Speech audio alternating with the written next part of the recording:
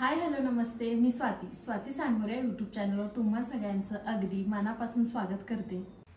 तर चला, आषाढी एकादशी निमित्ताने मी तुम्हाला साबुदाण्यापासून मस्त अशी एक रेसिपी दाखवणार आहे। आपण साबुदाण्यापासून कोणताही तिखट हा पदार्थ बनवणार नाहीये। व्हिडिओ अगदी शेवटपर्यंत पहा, म्हणजे तुमच्या लक्षात येईल की नेमकं आपण काय बनवणार आहे आज। तर इथे पहा, मी एक वाटी भरून साबुदाणा घेतलेला आहे। तुम्ही वाटीचं कोणतंही प्रमाण घ्या। तर इथे पहा, मी एक छोटी वाटी साबुदाणा घेतलेला आहे।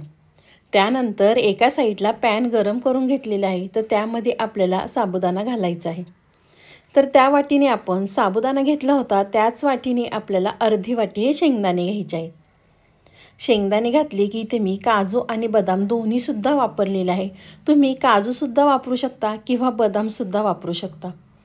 तर मंद आचेवर आपल्याला एक साबुदाणा छान अगदी भाजून घ्यायचा आहे। जोपर्यंत साबुदाणा असा चटचट वाजत नाही तोपर्यंत आपल्याला साबुदाणा भाजायचा आहे। इथे कुठेही फास्ट गॅसवर करू नका, अगदी मंद आचेवर हे साबुदाणा शेंगदाणे छान अगदी भाजून घ्या। तोपर्यंत तुम्ही माझ्या चॅनलवर नवीन आला असेल तर प्लीज माझ्या चॅनलला एक सबस्क्राईब नक्कीच करा। नवीन यूट्यूबरसाठी तुमचं एक सबस्क्राईब खूप लाख मोलाचं आहे। तुमचं एक सबस्क्राईब एक कमेंट नवीन यूट्यूबरसाठी खूप उमेद देऊन जातं। तर पाहिते शेंगदाणे साबुदाणा मी अगदी बारीक गॅसवर छान असं भाजून घेतलेलं आहे।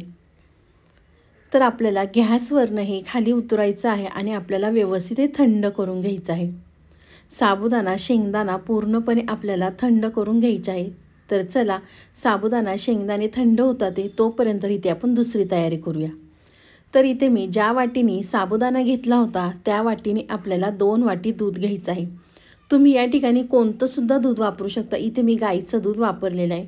तुम्ही गाईचं वापरू शकता किंवा म्हशीचंसुद्धा वापरू शकता। तर पाहिजे 2 वाट्या दूध घातल्यानंतर त्यामध्ये आपल्याला अर्धी वाटी साखर घालायची आहे। गोड तुम्ही तुमच्या आवडीनुसार कमी जास्त करू शकता। साखर घातली की व्यवस्थित आपल्याला हे सगळं मिक्स करून घ्यायचं आहे। 2 वाट्यांचं आणि आपल्याला इथे 1.5 वाटी दूध करायचं आहे। आपल्याला हे दूध आटवून घ्यायचं आहे। तर चला, दूध आटत आहे। इथे आपल्याला सतत चमच्याने असं हलवत राहायचं आहे, म्हणजे दूध असं खाली साई राहणार नाही। सारखं हलवल्याने दूध अगदी व्यवस्थित हे आटलं जाईल। अजूनसुद्धा तुम्ही माझ्या व्हिडिओला लाईक केलं नसेल तर प्लीज एक लाईक करा। साईडचं बेल आयकॉनसुद्धा प्रेस करा, म्हणजे तुम्हाला माझे नवनवीन व्हिडिओ पाहायला मिळतील। तर चला, दुधाचं एका साईडला ठेवूया, तोपर्यंत दूध आटतंय। इथे पाहू शकता तुम्ही शेंगदाणे आणि साबुदाणा पूर्णपणे असं थंड झालेलं आहे। तर इथे मी मिक्सरचं भांडं घेतलेलं आहे। मिक्सरच्या भांड्यामध्ये आपल्याला साबुदाणा शेंगदाणा घ्यायचा आहे आणि मिक्सरला आपल्याला याची पावडर तयार करून घ्यायची। खूप जास्त जाडसरसुद्धा नका ठेवू, एकदम त्याची पावडर करून घ्या। तर अगदी व्हिडिओमध्ये दाखवते त्या पद्धतीने। तर पाहू शकता छान अगदी त्याची पावडर तयार झालेली आहे। आणि एका साईडला दूधसुद्धा अगदी व्यवस्थित आटलेलं आहे। तर आपण गॅसवरनं खाली उतरून घेऊया। तर एका साईडला इथे मी पॅन गरम करून घेतलेला आहे। त्यामध्ये आपल्याला 1 चमचा भरून तूप घालायचं आहे। नेहमीच आपण साबुदाण्यापासून तिखट हे पदार्थ बनवतो, पण कधी तुम्ही हा पदार्थ बनवला आहे का? बनवला नसेल तर एकदा नक्कीच बनवा। तर 1 चमचा भरून तूप घातलं की आपल्याला तूप वितळून घ्यायचं आहे आणि आपण जे मिक्सरला पावडर करून घेतली होती साबुदाण्याची ती आपल्याला त्यावरती घालायची आहे आणि व्यवस्थित आपल्याला तुपावरती भाजून घ्यायचं आहे। तूप तुम्हाला इथे थोडंसं कमी जास्त लागू शकतं। तर तुपावर अगदी आपल्याला छान अगदी खरपूस असं भाजून घ्यायचं आहे। साबुदाण्याचा काय थोडाफार कच्चापणा राहिला असेल ते तुपावर आपण भाजून घेतला की तो सुद्धा अगदी निघून जाईल आणि साबुदाणा छान असा खरपूस भाजला जाईल।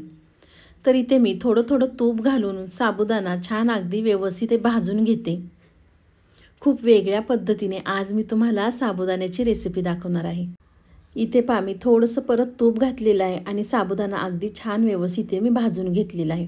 तर तुम्ही इथे पाहू शकता मिश्रण अगदी पॅनला सुटायला लागलेलं आहे, त्यामुळे अगदी साबुदाणा छान व्यवस्थित भाजलेला आहे आणि रंगसुद्धा साबुदाण्याचा बदललेला आहे। ह्या आषाढी एकादशीला एकदा तुम्ही नक्कीच ही रेसिपी करून पहा। एकदा केली ना तुम्ही तर नेहमीच याच पद्धतीने करा। इथे पहा, छान अगदी व्यवस्थित भाजलेला आहे आपला साबुदाणा। तर आपण दूध ते आटवून घेतलं होतं, आपल्याला दूध घालायचं आहे आणि छान अगदी व्यवस्थित हे मिक्स करून घ्यायचं आहे। आपण इथे साबुदाणा व्यवस्थित भाजून घेतल्यामुळे जास्त गाठी होणार नाही. तर इथे पाहू शकता तुम्ही मिश्रण अगदी व्यवस्थित घट्ट होत चाललेलं आहे. आपलं इथे दुधाचं प्रमाण अगदी परफेक्ट असं झालेलं आहे. अगदी व्हिडिओमध्ये दाखवते त्याच पद्धतीने करा. तुम्ही कोणत्याही वाटीने साबुदाणा घ्या, त्याच वाटीचं आपल्याला इथे प्रमाण घ्यायचं आहे. तर इथे पाहू शकता छान अगदी व्यवस्थित हे मिक्स झालेलं आहे आणि घट्टसुद्धा याचा गोळा तयार झालेला आहे. तुम्ही या ठिकाणी यामध्ये खवासुद्धा वापरू शकता. फक्त खात्रीपूर्वक आपण ज्या डेअरीतनं खवा आणतो, अगदी खव्यामध्ये सुद्धा भेसळ असते. त्यामुळे खात्रीपूर्वक खवा घेऊन तुम्ही यामध्ये खवासुद्धा वापरू शकता. तर पहा इथे किती छान व्यवस्थित हे मिश्रण असं घट्ट झालेलं आहे आणि पॅनला अगदी हे मिश्रण सुटायला सुद्धा लागलेलं आहे. तुपाचं प्रमाण, दुधाचं प्रमाण अगदी मी तुम्हाला परफेक्ट दाखवलेलं आहे. त्यामुळे तुम्ही ही रेसिपी एकदा नक्कीच केली पाहिजे. तर पहा इथे छान अगदी मी व्यवस्थित हे मिक्स करून घेतलेलं आहे. हे व्यवस्थित मिक्स करून झालं की आपल्याला एका साईडला ताटाला तेल लावून घ्यायचं आहे. ह्या मिश्रणाला छान अगदी तूपसुद्धा अगदी व्यवस्थित सुटलेलं आहे. बघा मस्त असं त्याचा मऊसूद गोळा तयार झालेला आहे. तुम्ही हातावर सुद्धा घेऊन पाहू शकता की ह्याची गोळी तयार होते का. तर चला छान अगदी व्यवस्थित हे झालेलं आहे.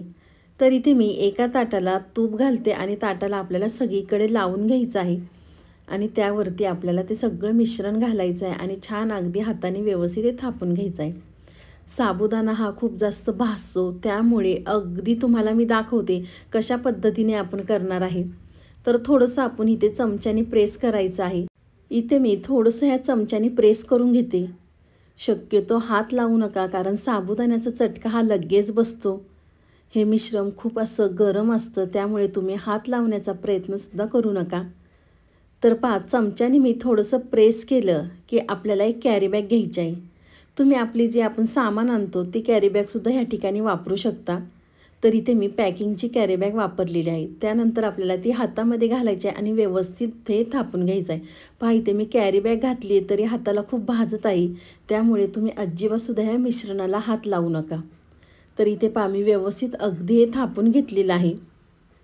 हे थापून घेतल्यानंतर त्यावरती आपल्याला काही पिस्त्याचे तुकडे किंवा काजू बदाम तुम्हाला जे आवडेल ते तुम्ही यावरती घालू शकता. तर इथे मी सांगायची विसरले, व्हिडिओ स्किप झालेला आहे. त्यामध्ये तुम्ही विलायची पावडरसुद्धा घालू शकता. पिस्ता आणि काजू बदामाचे काही काप घातल्यानंतर थोडंसं आपल्याला हाताने हे प्रेस करून घ्यायचं आहे. हाताने प्रेस केलं की सुरीच्या मदतीने आपल्याला इथे वड्या पाडून घ्यायच्या आहेत. तुम्ही कोणत्याही आकारात वड्या पाडू शकता. इथे मी चौकोनी आकारामध्ये वड्या पाडून घेणार आहे. जो काजू कतलीचा शेप असतो त्या आकाराने सुद्धा तुम्ही इथे वडी ही करू शकता. तर इथे मी चौकोनी आकारामध्ये वड्या कट करून घेते. पुढे मी तुम्हाला सांगणार आहे अजून एक स्टेप. व्हिडिओ कुठेसुद्धा स्किप करू नका, संपूर्ण व्हिडिओ पहा. आहे की नाही वेगळ्या पद्धतीची रेसिपी. कोणतंही सामान आपल्याला बाजारातून आणावं लागत नाही आहे. अगदी घरच्या साहित्यामध्येच ही छान अशी वडी तयार होते. तरी ते पाहू शकता तुम्ही वडी कट करून झालेली आहे. तर आपल्याला फ्रीजमध्ये ही वडी 10 ते 15 मिनटासाठी सेट व्हायला ठेवायची आहे. तर इथे मी 10 ते 15 मिनटं फ्रीजमध्ये ठेवली होती.